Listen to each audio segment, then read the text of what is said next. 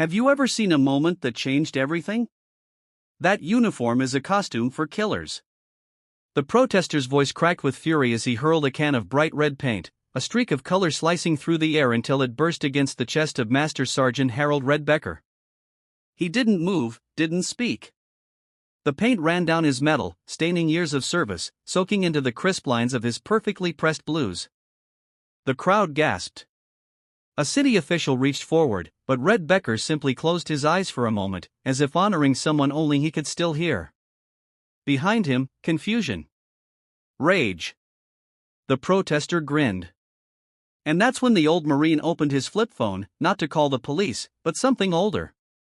Moments later, the streets began to shake. And when the Marines arrived, they didn't come with speeches. They came with boots, steel, and silence. Harold Becker didn't need to remind anyone he was a Marine. You could see it in the way he walked upright, deliberate, like every step still meant something. At 74, his shoulders remained squared, his boots polished, and his ease steady. The years had grayed his hair and slowed his stride, but the discipline of a lifetime in uniform still lived in his bones. He lived alone in a modest single-story brick home just outside Kerrville, Texas. No plaques on the walls, no flags out front, just a tidy porch, a porch swing he rarely used, and a Marine Corps decal on the mailbox that had faded with time. Can you imagine the strength it takes to stay silent in the face of disrespect?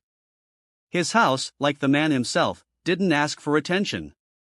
But those who knew the town knew exactly who Harold Becker was. He wasn't the kind to talk about his medals unless someone asked. And even then, he downplayed them like they were just souvenirs. But the truth was, Harold had seen more than most. 2 tours in Vietnam, 3 deployments in the Gulf, a Bronze Star with Valor, a Purple Heart he kept in a small wooden box beside a worn photograph of the men he lost. And that nickname Red wasn't for his hair. It was for a mission where he dragged 2 wounded Marines out of a firefight soaked head to toe in blood by the time the bird touched down. After retiring, Harold didn't vanish into the quiet. He showed up every week at the high school to mentor the ROTC kids. Every Sunday at the local VFW hall, and every holiday that mattered, Memorial Day, Veterans Day, Independence Day, he was there in his full dress blues, medals polished, shoes shining like mirrors. He always said it wasn't for him. It was for the ones who didn't get the chance to wear it again. Though his knees ached from years underweight and his right hip never healed right after a crash during a training exercise in Okinawa, he never complained. He walked every wreath to the base of the memorial himself, steady, silent, and without a cane. The town never asked him to do it. He just did. Harold Becker was one of those men who quietly held a community together. You wouldn't know it unless you watched closely, but if you did, you'd see. Every young Marine who left that town shook his hand before they deployed. And when they came back, the first stop wasn't always family. It was often Harold's porch. Because respect recognizes its own. Maplewood Park wasn't much, just a patch of green nestled behind City Hall with a few benches, a line of flagpoles, and a modest granite memorial etched with names of local sons and daughters who never made it home. But on Veterans Day, that little park became sacred ground. By mid-morning, folding chairs had been set up. The high school band, dressed in mismatched maroon blazers, stood ready with their brass instruments glinting in the Texas sun. A line of veterans, some in wheelchairs, others leaning on canes, sat in the front row. Behind them, families gathered, holding small flags, many wearing ball caps that quietly spoke of units long gone. At the center of it all stood Harold Becker, his uniform crisp and flawless. The brass buttons gleamed, his ribbons perfectly aligned, and his posture held with the kind of dignity you can't teach. He wasn't one for speeches, but today he'd agreed to be the honored guest. He said he didn't feel right about it, but everyone else did. The mayor had insisted. Even the high school principal, whose father had served with Harold back in '68, showed up to shake his hand. The mayor gave a short welcome, reading from a crumpled sheet of paper, trying his best to strike the right tone. The band played America the Beautiful, a little out of tune, but full of heart. Then came the prayer, the roll call of the fallen, and finally the laying of the wreath. That's when the shouting started. A group of maybe a dozen protesters had gathered just beyond the iron fence. Their signs were bold: "War is an honor, no more blood for power, uniforms are not sacred. A few of them wore masks. Others held smartphones high, already filming. Their chants rose up, loud, angry, but just shy of crossing the line. The police kept a wary distance, their presence polite, but clearly uneasy. Harold didn't react. He stood still, eyes forward, gloved hands clasped behind his back, but the tension in the crowd was rising. A young mother pulled her child closer.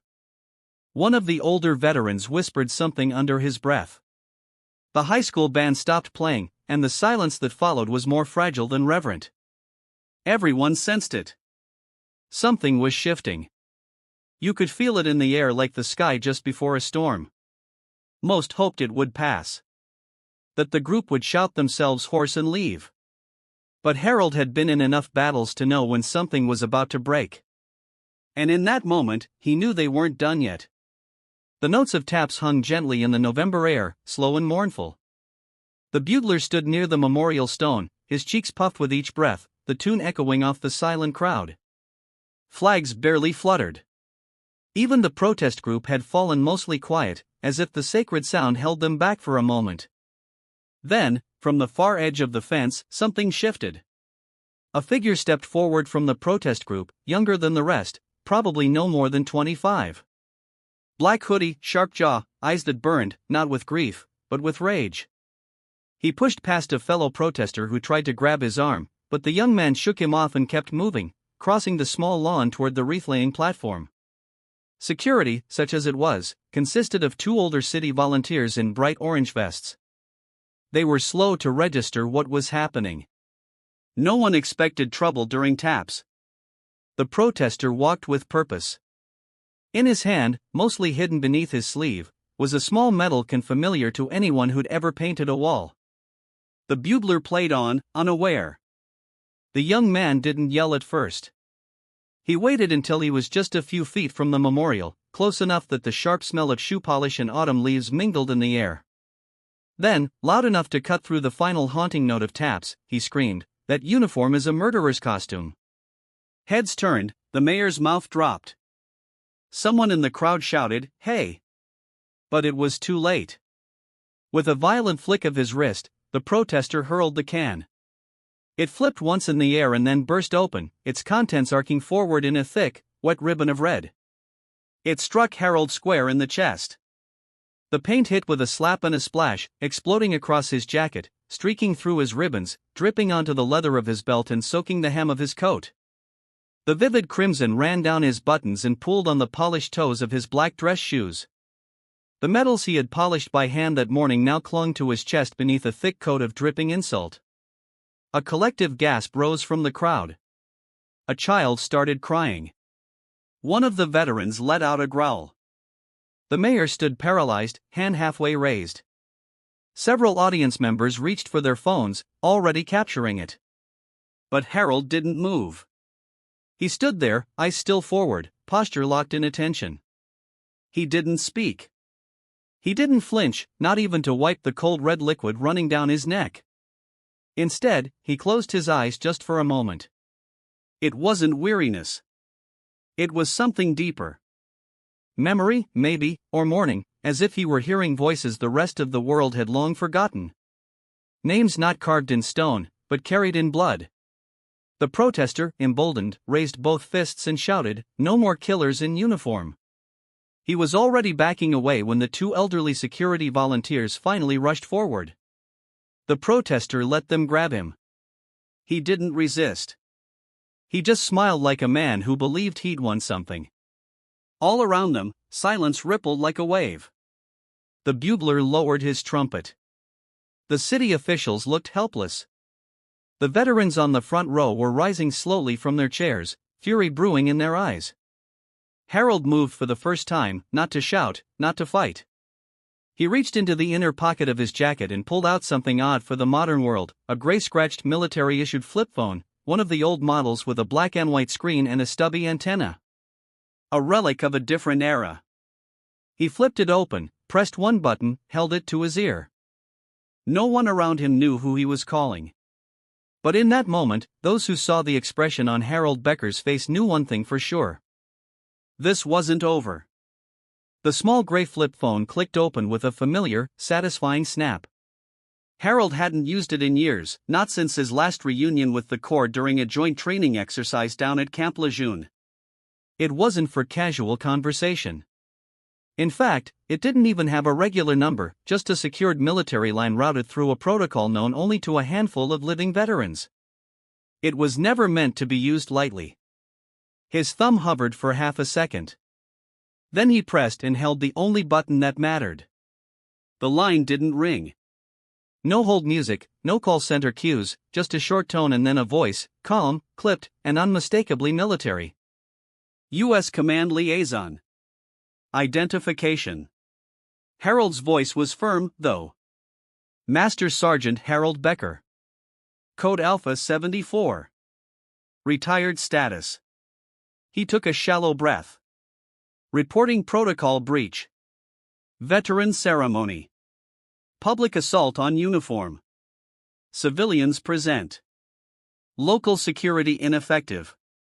There was a pause on the other end. A breath, then, understood. Confirm intent. Harold's tone didn't waver. Honor compromised. That was the phrase, the old trigger. The one saved for the rarest of calls when a veteran stood alone. And the symbols they wore were defiled in public. Not for vengeance, not for optics, but because some things were sacred. And when they were threatened, the Corps still answered. Location, Maplewood Park. Kerrville, Texas. Civilian presence high. Suspect in custody. Civil unrest possible. The line shifted. Keys clacked in the background. Then the voice returned. No longer just procedural. Master Sergeant Becker, this is Major Elias Tallan, Active Liaison Command, 22nd Marine Expeditionary Unit. We're on training ops less than 20 miles east. We're moving now. Harold blinked quietly, absorbing the reply. How many assets? He asked. Tallan didn't hesitate.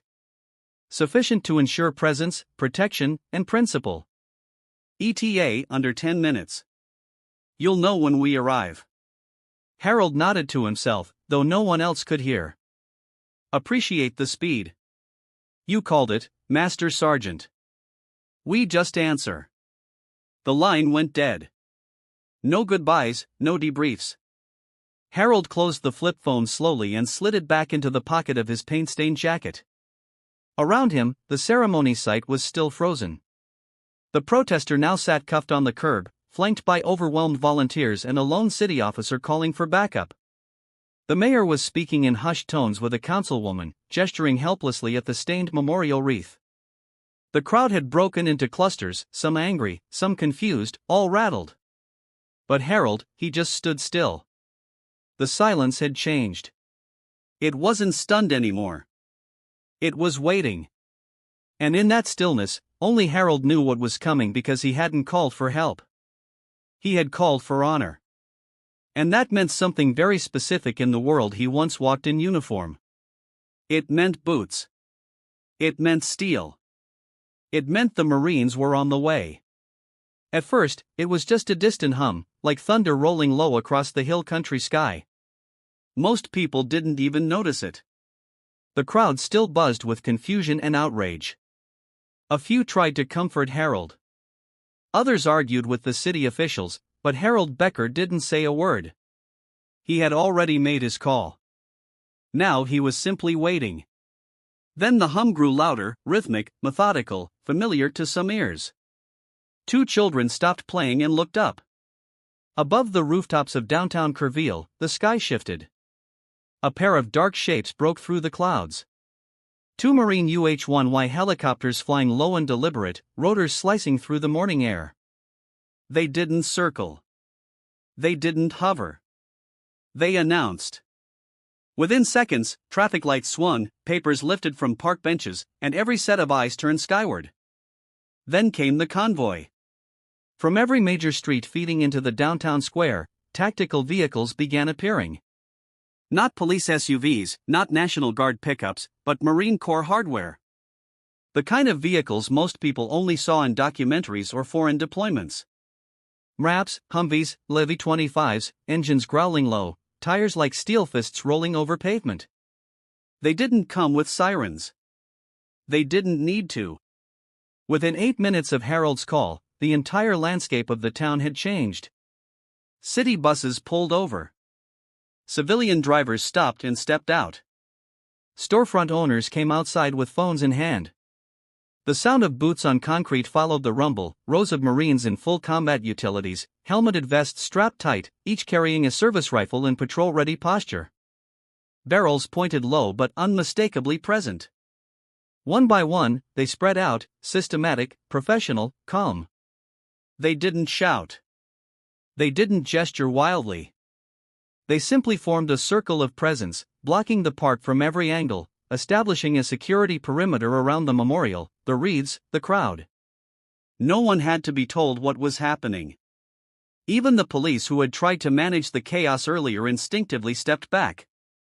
A sergeant from the Kerrville Police Department approached the leading Marine officer, her voice uncertain, her hands up in a signal of cooperation.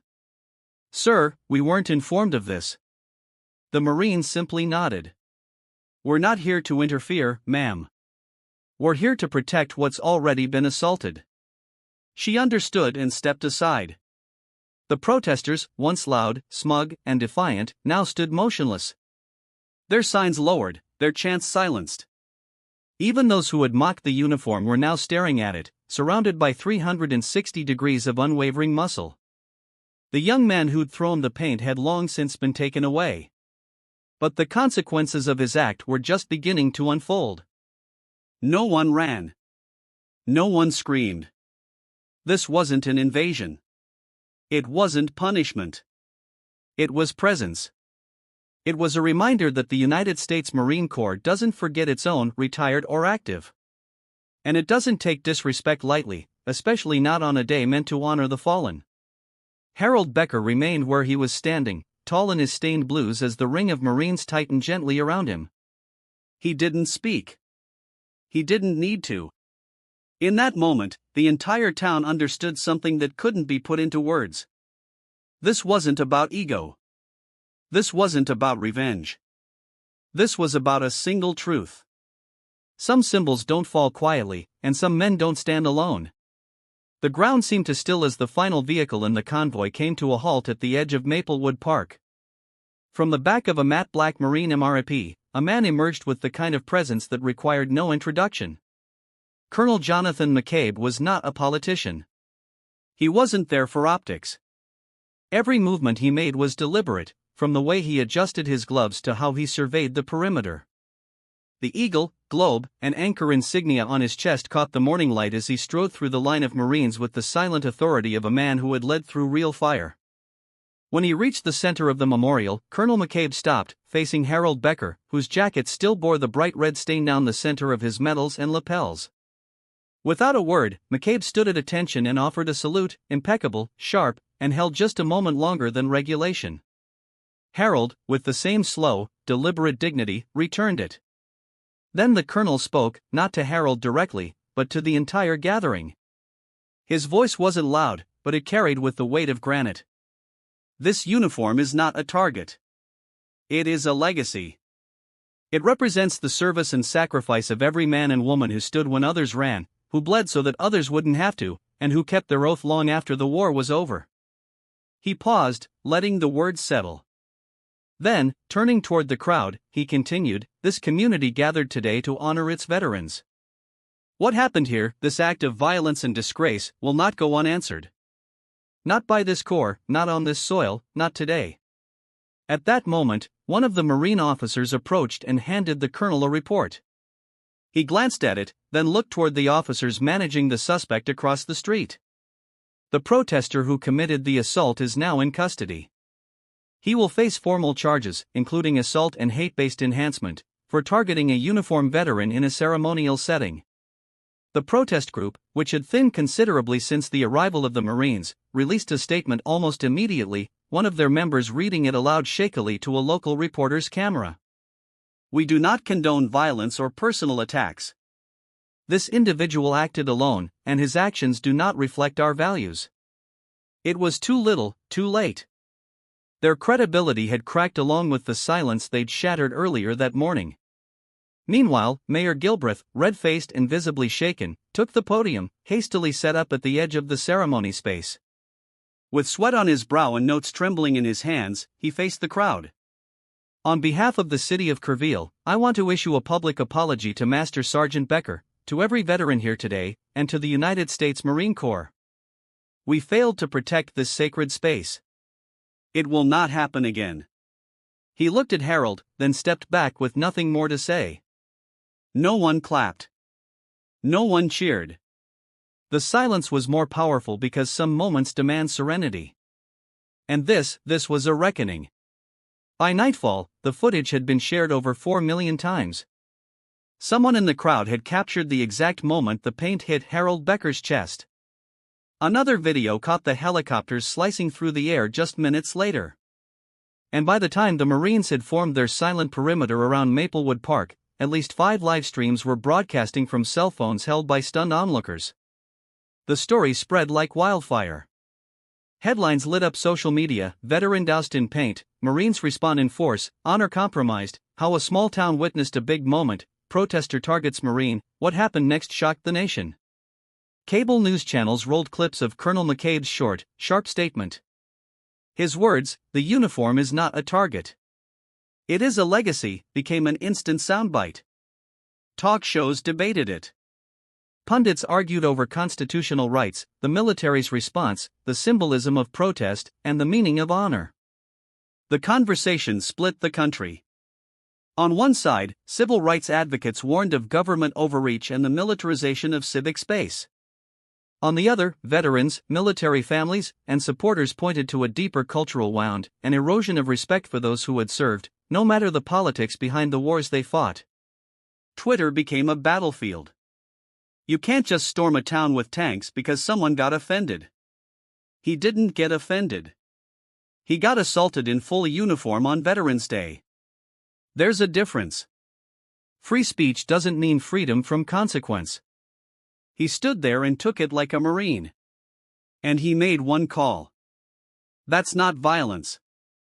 That's dignity. Veterans groups began flooding social media with their own posts, photos of dress uniforms, stories of sacrifice, messages of support for Harold Becker. Many of them signed, from one old Marine to another. Some shared personal reflections. In '72, someone spit on my uniform at the airport. I didn't fight back either. I just walked on. Wish Harold Becker had been there then. Sergeant Glenn Hart, USMC. Master Sergeant, you reminded us all that sometimes the quietest man in the room carries the biggest weight. Lieutenant Colonel Dana Maxwell. Still, through all the noise, Harold stayed quiet. He declined every interview request from national media to local radio. CNN camped outside his home for a day, but his porch light stayed off. He refused the attention. To him, it wasn't about going viral. It wasn't about being a symbol. It was about one thing: protecting what mattered. The only appearance he agreed to make was at the local VFW post. That Friday night, with no cameras present and only folding chairs in a room lined with fading black and white photos, Harold stepped up to the microphone. He didn't read a statement. He didn't deliver a speech. He just looked out at the room full of men and women who had seen the same things he had and said, "They say the world's changing. Maybe it is, but honor doesn't change. And as long as one of us remembers what that uniform stands for, then they haven't erased a thing." Then he sat back down, folded his hands, and listened while the room rose to its feet in silence. The story didn't fade after the headlines moved on. If anything, Harold Becker's quiet defiance and the response it triggered became something larger, a turning point, not just for one town in Texas, but for how the country viewed its relationship with those who wore the uniform. Within weeks of the incident at Maplewood Park, a bipartisan bill was introduced in Congress, the Veterans Public Honor Protection Act.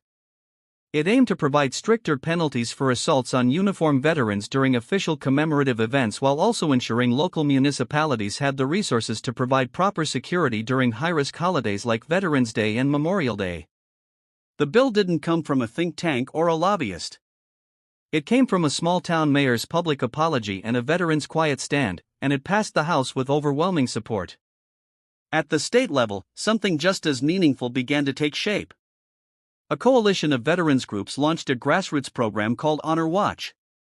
The idea was simple: create a network of volunteer veterans across the country who would attend public ceremonies not to monitor, not to intimidate, but to stand together, to support one another, to be visible reminders that no one who served should ever stand alone at the foot of a memorial. Every volunteer received a red pin etched with a single word: remember. The first Honor Watch chapter was based right in Kerrville. Harold Becker didn't ask to lead it, but they named him honorary captain anyway. Every year since, rain or shine, a small formation of former Marines, soldiers, airmen, and sailors gather behind the memorial at Maplewood Park. They don't say much. They don't need to. Sometimes presence is enough. And perhaps the most touching tribute didn't come from politicians or Marines. It came from the town's kids. After the incident, the city noticed that the paint on the park's granite memorial had begun to fade. Names were hard to read. Time had taken its toll. Quietly, without fanfare, the local middle school art teacher organized a weekend repainting effort. Dozens of students, many of whom had been there the day of the protest, showed up with brushes and stencils. Some brought their parents. A few wore ROTC caps. They weren't told what to write.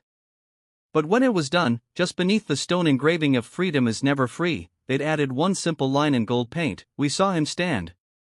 We won't forget." That phrase would go on to be printed on bumper stickers, coffee mugs, and memorial plaques sent to VFW posts around the country.